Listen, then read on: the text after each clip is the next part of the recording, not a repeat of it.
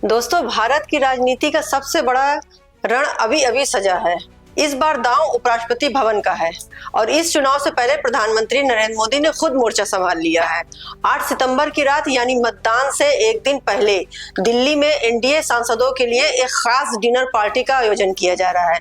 लेकिन सवाल ये उठता है, ये महज एक डिनर है या फिर रणनीति वार रूम? आखिर क्यों पीएम मोदी को खुद मैदान में उतरना पड़ा और इस चुनाव में एनडीए और इंडिया गठबंधन की किस्मत किस तरह दांव पर लगी है?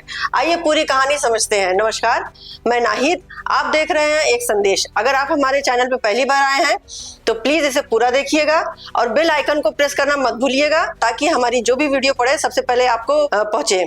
चलिए आगे बढ़ते हैं। सबसे पहले समझते हैं चुनाव अचानक आया क्यों। दरअसल मौजूदा उपराष्ट्रपति जगदीप धनखड़ ने जुलाई 2025 में इस्तीफा दे दिया। कारण बताया गया स्वास्थ्य। अब इस बात में कितनी सच्चाई है ये सभी जानते हैं। उनका कार्यकाल अभी 2 साल और बाकी था।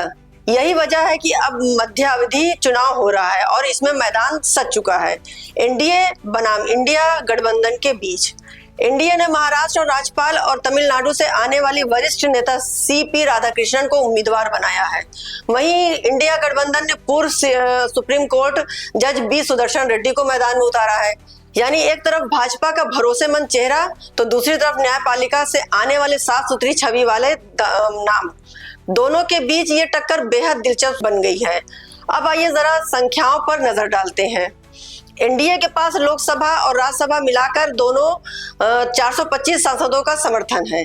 जीत के लिए जरूरत है सिर्फ 392 वोटों की। यानी एनडीए के पास पहले से ही बहुमत से ज्यादा वोट मौजूद हैं। लेकिन असली चुनौती क्रॉस वोटिंग की है। उपराष्ट्रपति चुनाव में व्हिप लागू नहीं होता और वोटिंग होती है गुप्त बैलेट से। यानी सांसद चाहे जिस पार्टी से हो, वोट डालते वक्त उनकी कलम उनके मन की बात लिख सकती है और यही बात एनडीए को सावधान कर रही है। इसलिए 8 सितंबर को प्रधानमंत्री मोदी ने एनडीए सांसदों के लिए एक डिनर मीटिंग रखी है। बाहर से ये महज एक पार्टी दिखती है लेकिन असल में ये रणनीति वर्कशॉप होगी। इस डिनर में 3 अहम बातें होंगी। एकजुटता का संदेश ताकि एनडीए में किसी तरह की दरार की तस्वीर बाहर ना जाए। तकनीकी ट्रेनिंग, वोट कैसे डालना है, बैलेट पेपर कैसे मोड़ना है, पेन से सही निशान कैसे लगाने हैं, हर छोटी बात समझाई जाएगी। सुनिश्चित उपस्थिति, हर राज्य से एक मंत्री और एक सांसद को जिम्मेदारी दी गई है कि वे अपने सांसदों को 9 सितंबर को संसद में मौजूद रखें। यानी साफ है, पीएम मोदी इस चुनाव को सिर्फ जीतना नहीं चाहते बल्कि रिकॉर्ड तोड़ अंतर से जीतना चाहते हैं। वहीं एनडीए गठबंधन ने भी एक मास्टर स्ट्रोक खेला है। उन्होंने न्यायपालिका से आने वाले जस्टिस सुदर्शन रेड्डी को उम्मीदवार बनाया है ताकि एनडीए पर संवैधानिक मूल्यों और लोकतांत्रिक संस्थाओं की गरिमा का दबाव बनाया जा सके। विपक्ष जानता है कि संख्याओं में वो पीछे है लेकिन उसका लक्ष्य है नैरेटिव बनाना कि ये चुनाव सिर्फ सत्ता की राजनीति नहीं बल्कि संविधान की रक्षा का सवाल है। अगर सिर्फ आंकड़ों की बात करें तो बाजी साफ साफ एनडीए के पक्ष में है।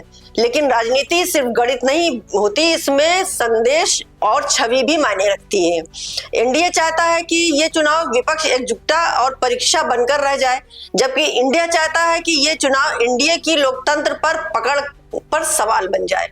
तो दोस्तों, 9 सितंबर को होने वाला उपराष्ट्रपति चुनाव सिर्फ एक संवैधानिक औपचारिकता नहीं बल्कि एनडीए और इंडिया गठबंधन की राजनीतिक ताकत और रणनीति की असली परीक्षा है। और 8 सितंबर को वो डिनर दरअसल एनडीए का अंतिम मास्टर स्ट्रोक है। अब देखना ये होगा कि संसद के बैलेट बॉक्स में कौन सा नाम निकलता है, राधाकृष्णन या सुदर्शन रेड्डी। लेकिन इतना तय है कि इस चुनाव का असर 2029 तक भारतीय राजनीति पर गूंजेगा। तो दोस्तों, आपका क्या मानना है? क्या यह डिनर एनडीए की जीत को और मजबूत करेगा या विपक्ष कोई अप्रत्याशित चौंकाने वाला पलटवार करेगा? नीचे कमेंट में अपनी राय जरूर लिखिएगा। आज के लिए बस इतना ही।